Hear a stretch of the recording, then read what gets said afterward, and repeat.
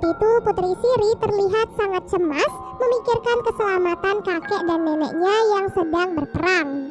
Tak lama kemudian Ratu Salanti kembali ke istana dalam keadaan terluka parah.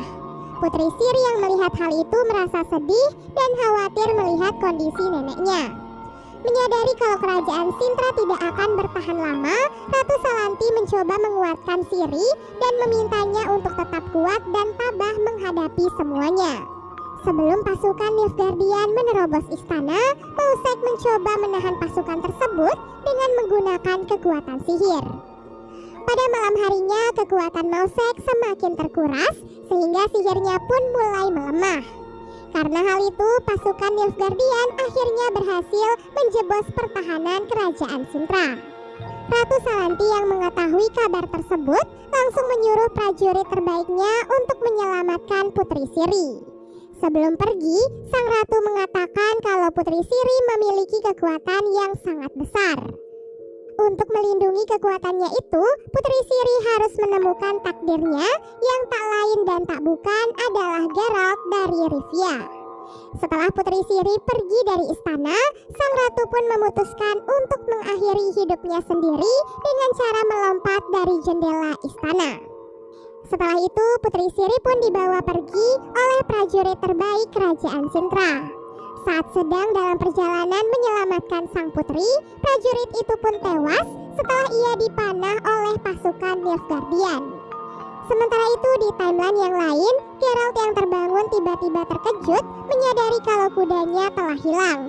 Ia pun segera pergi ke kota Blaviken untuk menemukan kudanya karena ia tahu orang yang telah mengambil kudanya adalah Renfri.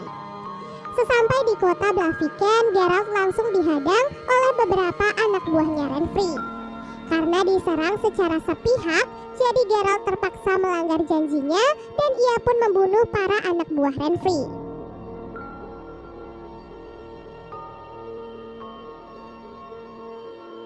Setelah berhasil membunuh semua anak buah Renfri, Renfri pun muncul dengan membawa Merilka sebagai sandera.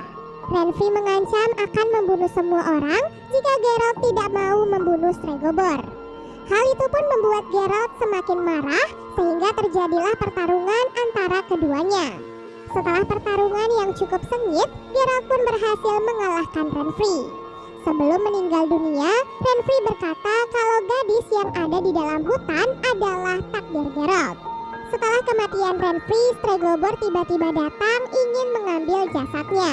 Geralt yang melihat hal itu tentu saja segera menghentikan Stregobor.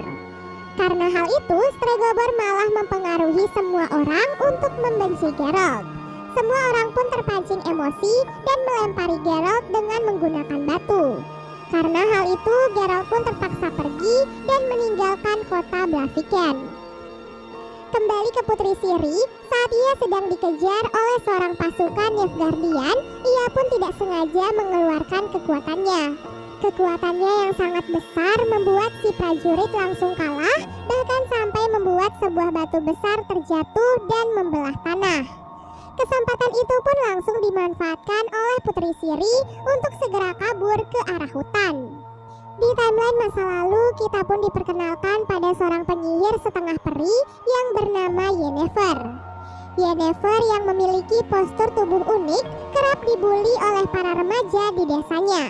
Namun anehnya, setelah terjatuh, Yennefer tiba-tiba saja terbangun di tempat lain seolah-olah ia baru saja membuka portal. Dalam kebingungannya, Yennefer pun dihampiri oleh seorang pemuda yang bernama Istred. Ternyata, Yennefer baru saja berteleportasi ke sebuah tempat yang bernama Aretuza.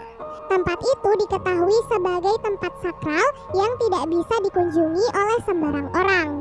Kemampuan yang dimiliki oleh Yennefer tentu saja sangatlah dahsyat sehingga membuat Istred yakin kalau seseorang pasti akan mencari Yennefer. Setelah kembali ke desanya, Yennefer langsung disuruh bekerja oleh ayah tirinya untuk membersihkan kandang babi. Tak lama kemudian, seorang